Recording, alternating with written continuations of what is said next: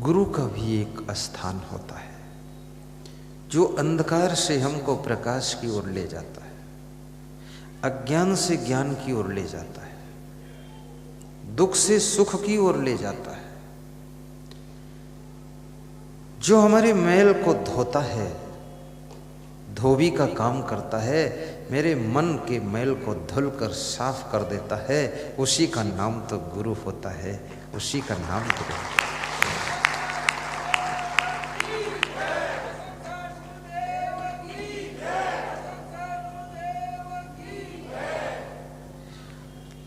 और गुरु का ये परम धर्म है, उसका सत्संग, उसका ज्ञान, उसकी एक्टिविटी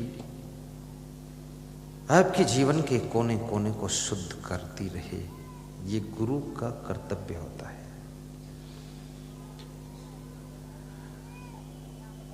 विश्वामित्र ने राम को ज्ञान दिया था, भरत शत्रुघ्न लक्ष्मण को ज्ञान दिया था, गुरु वशिष्ठ ने बचपन में संस्कार दिए थे, संदीपन गुरु ने कृष्ण को ज्ञान दिया था।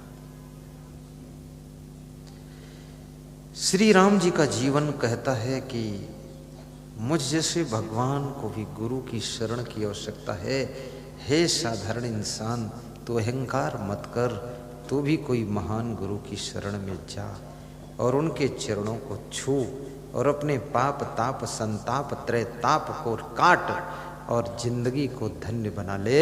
अभिमान को त्याग कर नम्रता से चरण स्पर्श कर लो।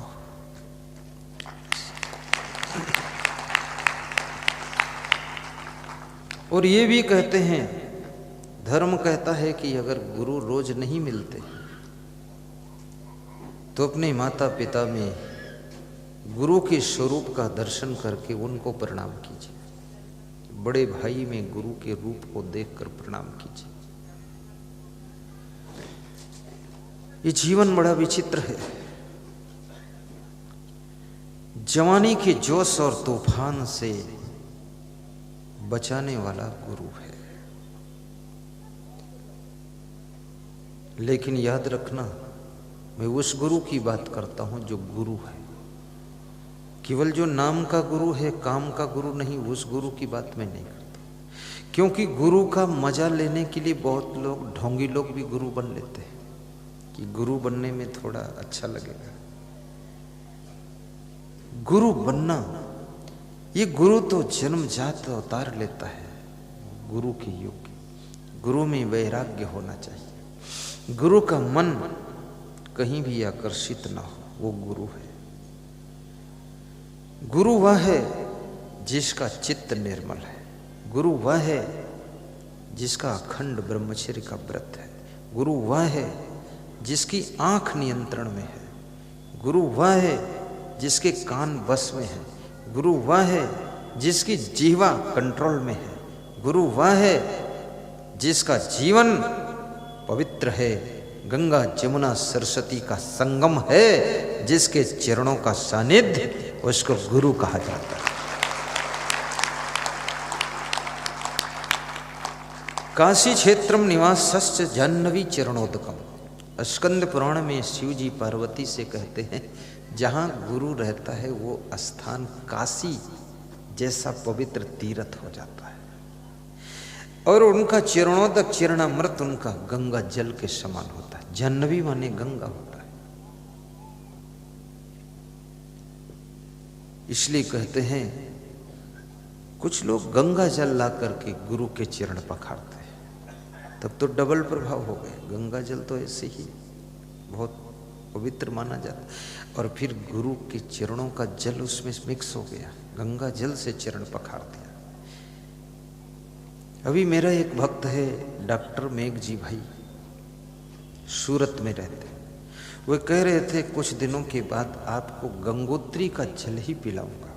मैंने कहा मैं तो अलग अलग प्रदेश में दूर दूर जाता हूँ, कहीं आंध्रा में कहीं कहीं, कैसे पिलाओगे? बोले एक साथ टैंकर भर मंगाऊंगा और वही आपके लिए बिल्कुल, वो मेरी ड्यूटी रहेगी, चाहे उसमें साल में 2 लाख खर्चा हो जाए, पानी गंगोत्री का पीना। तब हमने कहा उससे क्या फायदा? बोले फायदा, बोले कोई बीमारी रह जाए तो बता देना। बोले इस पर रिसर्च हुआ है गंगा जल पर, कि गंगा जल में वो शक्ति है, अगर उसका पान किया जाए, उससे स्नान किया जाए तो शरीर में नाना प्रकार की बीमारियों पर कंट्रोल हो जाता है, इतनी शक्ति है। वो हिमालय से जड़ी बूटियों को स्पर्श करते हुए वो जल आता है, डॉक्टर बता रहा था। मैंने कहा ये तो बहुत बड़ी बात आप बता रहे हैं।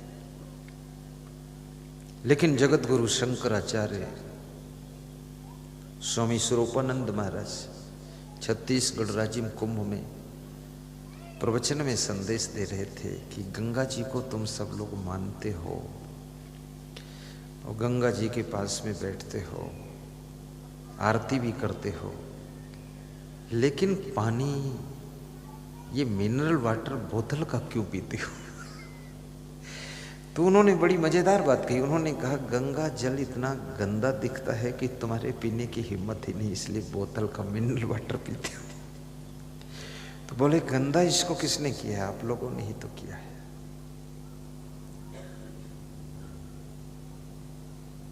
जैसे आप मैं आता हूं यहाँ पुष्प वर्षा करते हैं, कल बड़ा शोरगुल मचा हुआ था।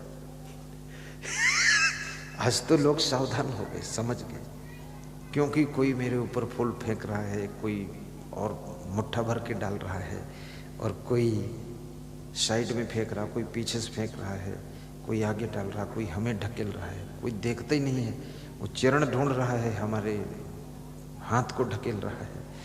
तो मैंने कहा है खतरा, गिरने की संभावना है। कई लोग उस शिव किशोर दुबे जी हमको संभालने में लग जाते थे, हालांकि उनका तो कार्य था आगे पुष्प वर्षा करना पति पत्नी, पर जब मुझे संभालते थे तो उनकी पत्नी कहती तुम इधर आओ, फूल यहाँ डालो, तो वो सोचते इधर गुरुजी गिर जाएंगे। धक्का मुक्की। पर आज थोड़ा समझदारी दिखी, लो ज्ञान हो गया कि पुष्प आगे गुरुदेव के आते जाए, राह में बिछाते जाओ, ऊपर नहीं डालना है, ताकि गुरुजी के वस्त्र भी गंदे ना हो, कपड़ों के अंदर फूल न जाए, और उनकी राह में फूल बिछा दो, उनकी राह को कोमल बना दो, सुगंधित बना दो, उनकी राह को इतना सुंदर बना दो कि उनके आशीर्वाद से मेरी जिंदगी की राह भी आसान हो जाए, ऐसा उनके आने का रास्ता बना।